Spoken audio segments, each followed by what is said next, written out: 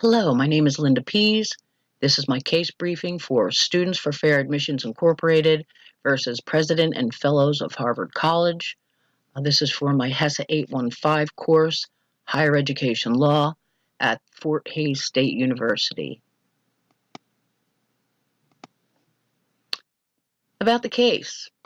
The parties are plaintiff, Students for Fair Admissions, representing a group of Asian Americans, and the defendant is Harvard University. The court is the District Court for the District of Massachusetts. The presiding judge is Allison D. Burroughs, and SFFA claims that Harvard is discriminating against Asian American applicants, which violates Title VI. Harvard claims that it does not discriminate. Rather, it's devoted to reinforcing diversity, resulting in increased opportunities for minority students. So the case proceeds through the court system. It was originally presented in November 2014. In 2016, in the same court, Harvard asked to have the lawsuit dropped. In 2017, in the same court, 2 of 6 counts were dropped. All of these counts had to do with racial discrimination.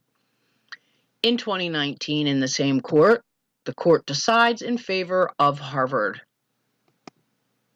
Some of the facts are, again, Students for Fair Admissions represents a group of Asian American students who were denied admission to Harvard University, alleging they were discriminated against because of their race. Students for Fair Admissions also claims that Harvard violated Title VI. Now, Title VI states that no person in the United States shall, on the ground of race, color, or national origin, be excluded from participation in, be denied the benefits of, or be subjected to discrimination under any program or activity receiving federal financial assistance. Harvard is a recipient of federal financial assistance, as most colleges and universities are, and is therefore bound by Title VI. Students for Fair Admission argues that Harvard is discriminating against this group of high-achieving Asian American applicants, and that race should not be a factor in the admissions process, basically suggesting that affirmative action should be abolished. And affirmative action is a policy that states that you can't discriminate against minorities, to give them equal opportunity. Okay, Harvard admits that its undergraduate admissions method considers race as just one influence in the process, the admissions process, but argues that it is within the guidelines set forth by law. Issues and holdings. Okay, issue number 1, were the Asian American students denied admissions to Harvard based on their race? Holding, no, not entirely. Many other aspects to Harvard's admission policy were taken into account. Race is just one of the holistic factors used to determine admissibility to the school. Issue number 2, did Harvard violate Title VI? No. The Supreme Court of the United States has held that race is admissible only if it's one of many factors in deciding admission, and if it's not used discriminatory, which Harvard did not, and they were able to prove it. Okay, rationale. Although Asian Americans have the highest SAT scores of all ethnic applicant groups, Harvard uses a holistic approach to their admissions process, meaning they consider the person as a whole, including an encouraging personality, friendliness, courage, compassion, and being widely respected.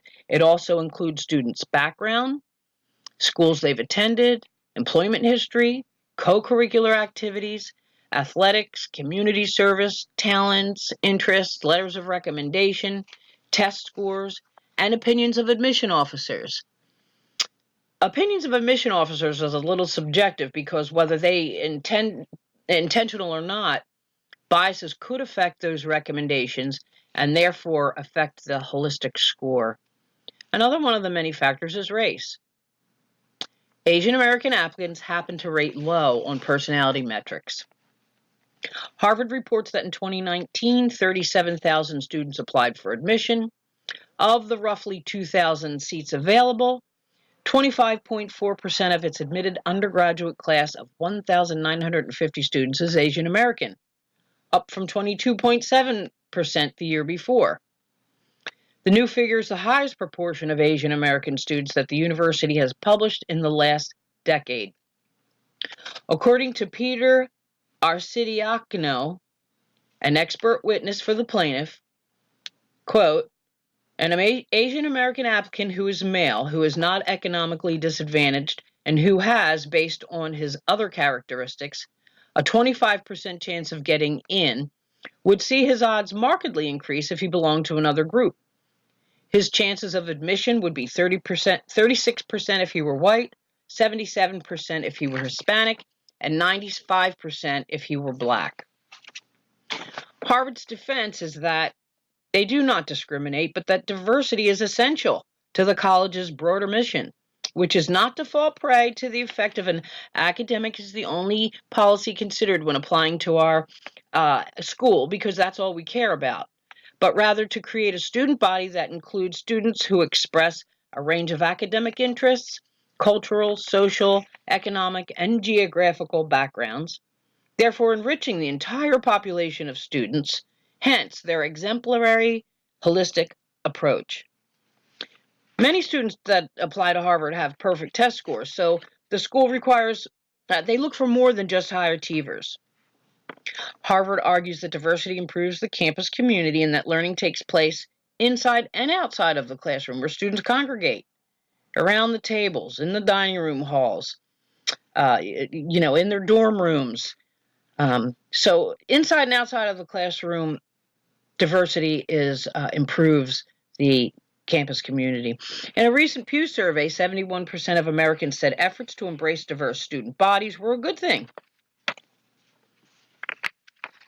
The Supreme Court has consistently recognized that a class that's diverse on multiple dimensions, including race, transforms the educational experience of students from every background and prepares them for an increasingly pluralistic world, and that an applicant's race can be considered as one of an array of factors in assessing the entirety of a student's application. The 2013 decision by the U.S. Supreme Court in Fisher versus the University of Texas was clarified.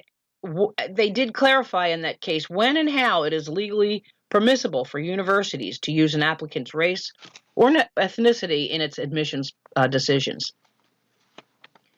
Were the university to judge students only on academic metrics, we're talking about Harvard, which incidentally is not common practice at most large universities, the Asian American student population would increase substantially. However, the Black and Latino student population would be significantly reduced. Harvard does carve out a percentage of its student population for minorities and subgroups equivalent to the ratio of minority and subgroups in the general population in America. In 2016, Harvard made a motion to have the lawsuit dropped. The court came back in June of 2017 with a decision that 2 of the 6 counts brought against Harvard would be dropped. And in June 2018, the course found itself in front of Judge Burroughs again. It went on for another 3 weeks, each side arguing their case back and forth. This time around, Harvard brought a bunch of witnesses to testify on their behalf. They brought current students, alumni, current employees, past employees. They had a lot of witnesses to testify on their behalf. However, the Students for Fair Admissions didn't bring any witnesses. Finally, on September 29, 2019, the court decides that Harvard's holistic admissions policy meets the guidelines set forth by the Supreme Court of the United States regarding the use of race. Quote, it serves a compelling, permissible, and substantial interest, and it is necessary and narrowly tailored to achieve diversity and the academic benefits that flow from diversity. Consistent with the hallmarks of a narrowly tailored program, applicants are afforded a holistic, individualized review. Diversity is understood to embrace a broad range of qualities and experiences, and race is used as a plus factor in a flexible, non-mechanical way. Harvard has met its burden of showing that there are not currently any available or workable race-neutral alternatives. End of quote. Dissenting and concurring opinions. Judge Burroughs ruled in favor of Harvard based on their robust entry policy and by reflecting on historical cases heard in front of the Supreme Court of the United States. All counts were dropped against Harvard. So, education, ethical, and dissenting implications. Affirmative action was introduced as an executive order in 1961 by President John F. Kennedy. Affirmative action emphasizes the need for equal opportunity. It is used by institutions of higher education to expand chances of educational opportunities for marginal groups of individuals, including races and genders, who have been discriminated against in the past. If affirmative action was eliminated, it could change the face of diversity at colleges and universities. Affirmative action is necessary because if colleges and universities were to judge students only on academic metrics, the Asian American student population would increase substantially. However, the Black and Latino student population would be significantly reduced. There was a case where a white student was denied access to the University of California, even though his test scores were much higher than a lot of the minorities who were admitted. The case was Regents of University of California versus Bakke. Bakke charged that he had been reverse discriminated against because he was white. The Supreme Court of the United States upheld affirmative action as constitutional, but contended that race be only one factor in the admissions process. It also ruled that racial quotas were to be done away with. Additionally, the Supreme Court ordered that the medical school admit Bakke. So everything worked out good for Bakke. Everything worked out good for Harvard. And here's a question for you. There are some who accept as true that there's not a workable race-neutral alternative to using affirmative action in the college admissions process.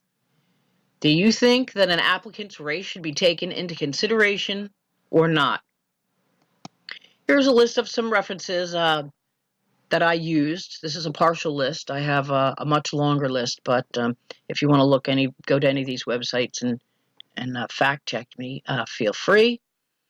Thank you for listening to my presentation. I look forward to your responses and your critiques in the discussion section of our class. And I hope you all have a wonderful day.